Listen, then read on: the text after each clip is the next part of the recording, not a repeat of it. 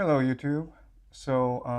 As you know, there's been a ceasefire announced um, in the Middle East, and many of you are curious as to what this ceasefire means. Well, I still believe that the United States, Israel, and Iran are fully committed to war, and the ceasefire it's really about attempting to shape the narrative around this war, trying to control the terms, trying to determine how the war will be fought. So for Iran, for the Ayatollah, it's very important that the Iranian people understand that Iran is forced into this war. In his speech to the Iranian people, right after the US bombing, he created a dichotomy between Iran and the United States. Iran is a nation dedicated to peace. The United States is a nation dedicated to war. The Iranian people live the truth. The American people tell the lie. And the Iranian people will do all it can to achieve peace. But if forced to defend sovereignty, if forced to defend their faith, then the Iranian people will fight to the death. The Iranian people will never surrender. But if an opportunity for peace presents itself, then the Iranian people, the Iranian nation, the Ayatollah, will grasp at that opportunity. Trump did launch the attacks against Iran, but he's trying to create the narrative that this is happening not because this is what he wants, but because he's forced to do so by the globalists, by the deep state, by the American empire. He himself is a person who only aspires for world peace. But these warmongers, these neocons within his administration, who are embedded in the deep state and who have tentacles all around the world, they are undermining him and forcing him to act against Iran. But he will fight for the American people. He will fight for world peace. And that's why he is trying as hard as he can to broker a peace deal between Israel and Iran.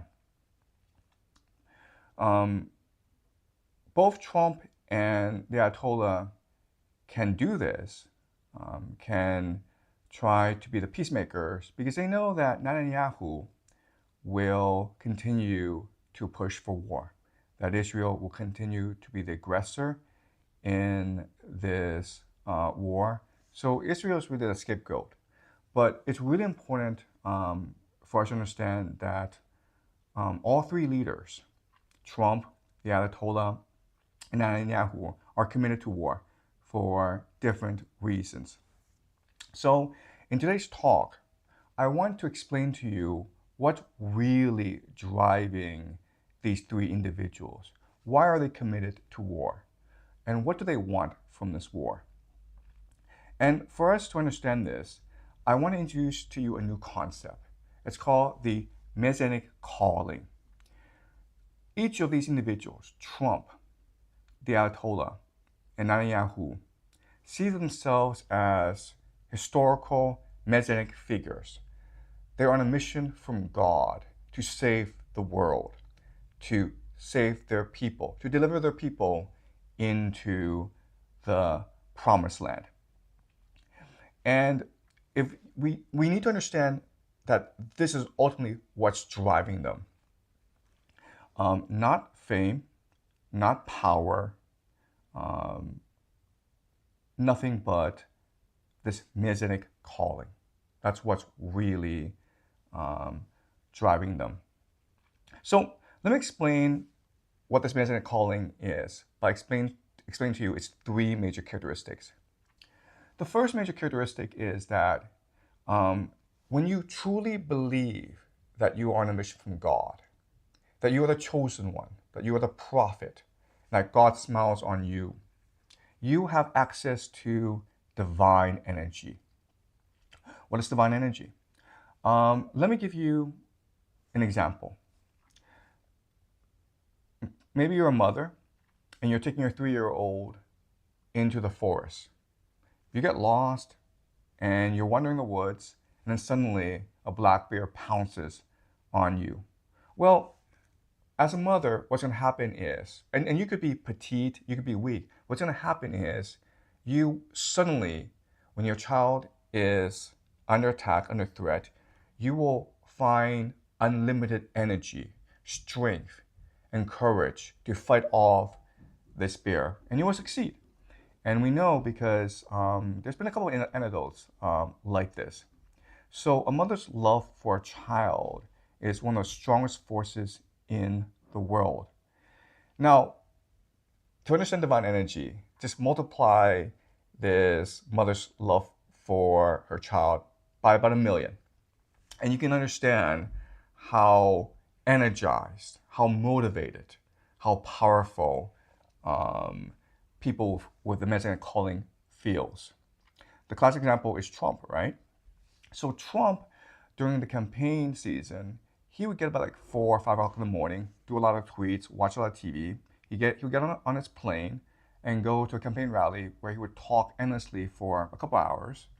Then he would get back on the plane and then fly somewhere else and do another rally. And then he would do another rally in front of 50,000 people. And then he would watch the news, and then he'd go to bed, sleep soundly, and get up the next morning to do it again for 2, 3, 4 months.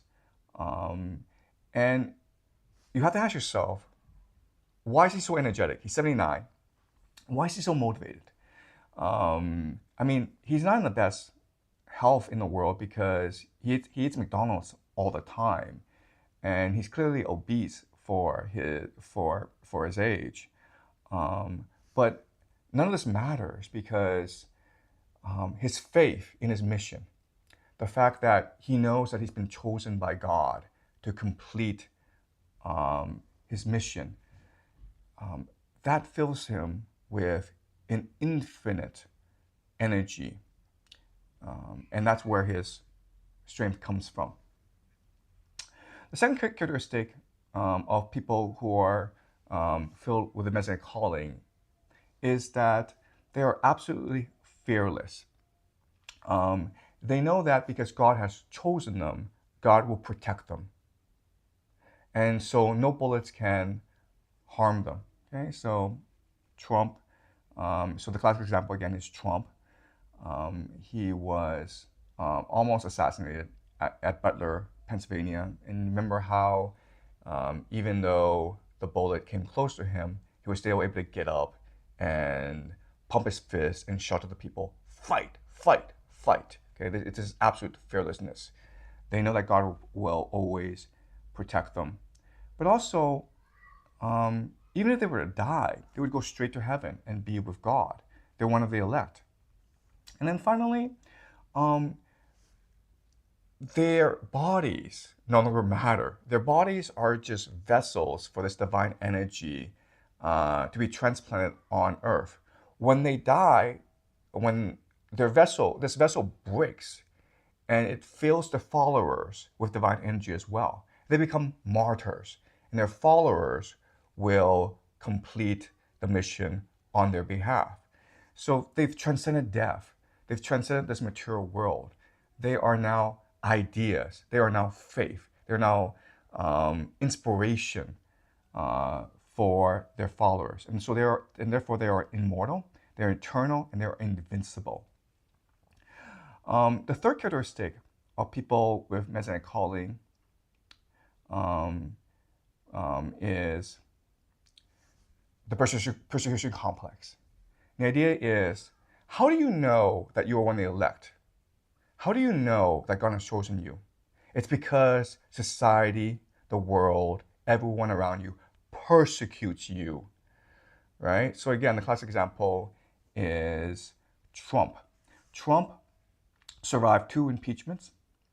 In his first term, the deep state filled his cabinet, John Bolton, Mike Pompeo, Nikki Haley. Everyone was part of the deep state, and they undermined him. In fact, you had generals brag about how they intentionally disobeyed Trump's orders. In fact, you had one general, Mark Milley, who told the Chinese government, don't listen to Trump. He's not really in charge. If you have any issues, call us directly. Okay, so they were undermining him. The media every day was lambasting him, cursing him. The whole world was cursing him or laughing at him, right? The European elite was laughing at him. Remember when Trump was talking about the Nord Stream pipeline and how it would cause German dependency on Russian oil? Those German ambassadors were at the back of the United Nations just laughing their heads off at Trump. After he left office, Trump had to survive lawfare, right? They raided his home at Mar-a-Lago. They tried to bankrupt him. They tried to throw him in prison for extremely spurious offenses. So Trump feels he's persecuted, but that's good for him. That energizes him because it makes him feel that God is testing him. God wants to know, do you truly believe in your mission? Are you truly committed to your mission? And through this persecution process, Trump will develop more and more faith, more strength, more power. This divine energy is filling him, and this divine energy will allow him to fulfill his mission. Let's look at the Ayatollah. Right now, the world's most sophisticated intelligence agency, Mossad, is hunting him. They want to assassinate him. The American military, the most powerful military in human history, with their precision bombs, with their satellite technology, they're hunting the Ayatollah as well. And the Ayatollah is 86. So given all this, how does the Ayatollah feel right now? And the answer is he feels ecstatic. He's never been more alive. He's never been more energetic. He's never felt more vibrant in his life. He feels as though the moment he's been waiting for all his life, the moment he's dreamt of all his life, the opportunity to kill the great Satan, it is now before him. And so he's not going to die. And if you ask him to go run a marathon tomorrow, he could do so. That's the power of divine energy combined with the persecution complex. Netanyahu is the same situation. Netanyahu, his country, Israel, it's divided. There are all these corruption charges against him and his family. And right now, as long as he's in office, he's immune from these charges. But the moment that this war stops, then he would face corruption charges and he would probably be thrown in prison. He's not faced by any of this. He knows that this persecution, it's all a sign that God favors him. And this persecution will ultimately give him the strength, the faith to fulfill his divine mission on earth. So now what I want to talk about is, what exactly is the divine mission? How do each individual perceive their divine mission? So I'll start with the Ayatollah, because that's fairly simple. The Persians, their belief system is a combination of both Zoroastrianism as well as Shia Muslim. Zoroastrianism is the world's first eschatological religion, and in it is a moral clarity. The world is divided between good and evil, between light and dark, between the truth and the lie. And this is the very structure of the cosmos. And these two forces have been at war since the beginning of time. Eventually, these forces will meet in a final climatic battle. And at this point, we humans, we must make the decision as to what force to join. Will we fight for the side of good, or will we fight for the side of evil? And clearly, the Ayatollah believes that he must unite the Muslim world and have them fight on the side of good against the great evil, the great Satan, which is the United States and their vassal state, Israel. The Shia Muslim religion is one that believes that suffering, persecution, and sacrifice, it's all part of your faith. If you truly believe, then you will suffer and you will sacrifice yourself. So the Ayatollah is willing to die for what he believes in. He's willing to die for his faith. That for him would be the greatest honor. So the Ayatollah, what he wants, it's pretty clear. He wants to lure the great Satan into Iran. He wants to lure the great Satan into his lair, where he will take his flaming sword and stab the great Satan to death, thus freeing his people from oppression, from persecution, from suffering. And by killing the great Satan, he will save his people and save the world. Okay, so that's the divine mission of the Ayatollah. Donald Trump, what is his divine mission? Well, he wants to make America great again. So why is America not great? The reason why is, for the past 100 years, America has been co-opted by the globalists. And America has been forced to engage in these forever wars in the Middle East that has killed thousands of good American soldiers. And this was done at the behest of the globalists. These globalists have also forced open American borders and let in millions and millions of illegal immigrants in order to corrupt America, in order to destroy civil society in America. These globalists also have, in the school curriculum, infested the teachings of young children with multiculturalism, with woke politics, with DEI, diversity, inclusion, equity, these ideas.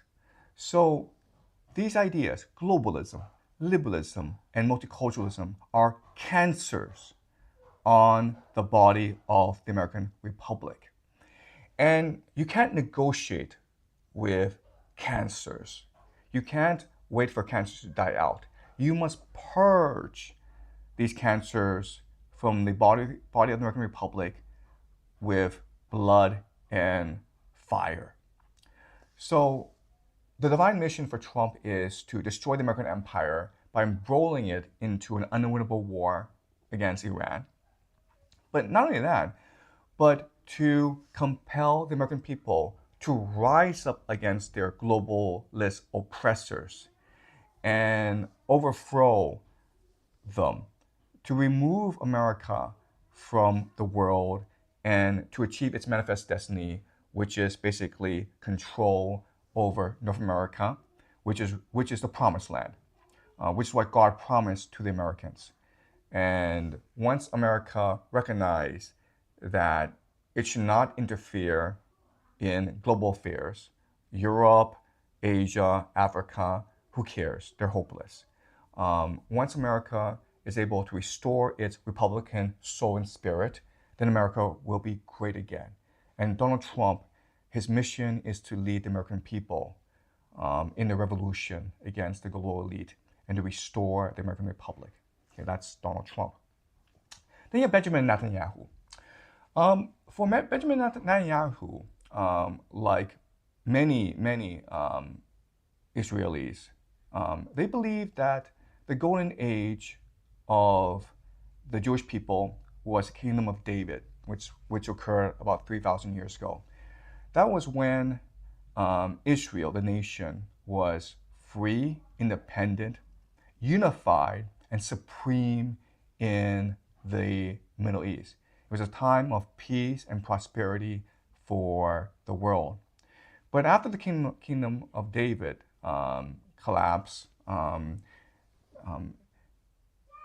Israel has been attacked by its neighbors and has been dismembered and has become a vassal state. First, the Assyrians and Babylonians came to dismember Israel. Then Israel became a vassal state to the Persians. Then after the Persians came the Ptolemies of Egypt. And after that were the Seleucid Empire. The Jews were able to rebel against the Seleucid Empire and establish the reign of the Maccabees. But that didn't last very long because the Romans came right after that.